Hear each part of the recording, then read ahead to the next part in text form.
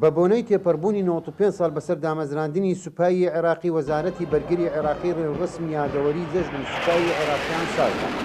هەر لەم یادەوەریەدا خالد عوبەیدی وەزیری بەرگری عێراقی لە وتارەکەی خۆیدا ڕایگەیاند کە ساڵی 2016 ساڵی سەرکەوتنە بەسەر داعش.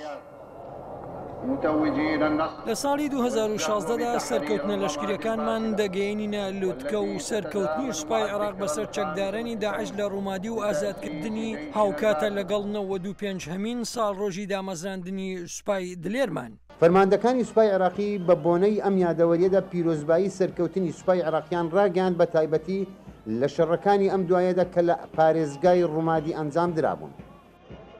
ستكون القوات المسلحة هێزەکانی سوپای عێراقی دەتوانن پارێزگاری لە عێراق و گەلی عێراق بکەن و لە گشت دەستێوەردانێک بیپارێزن، هەروەها و دەرنانی تێرۆریستان. پەنا بە ێزدان ساڵی 2016 ساڵی ئازادکردنی هەموو خاکی عێراق دەبێت ئەوەی لەلایەن ڕێکخراوی تێرۆریستیەوە زەوتکراوە و پەنا بە ێزدان سەرکەوتن یاوەری هێزەکانی لەشکری عێراقی دەبێت.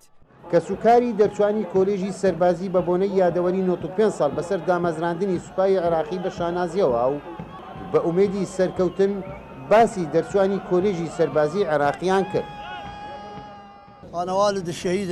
من باوکی شەهید فەریق ڕوکنی فڕۆکەوان فازل عەباس موحسینم. ئەمە کوڕەکەیەتی کە لە کۆلیژ دەردەچێت و شوێنی باوکی دەگرێتەوە بۆ ئەوەی بەرگری لە عێراق و گەلی عێراق و خانمانی عێراقی بکات. ئەمە شمایەی دڵخۆشیە بۆ من کە بە فڕۆکەوان لە شوێنی باوکی کە لە بەرەی جەنگ شەهید بووە دای دەمەزرێنن.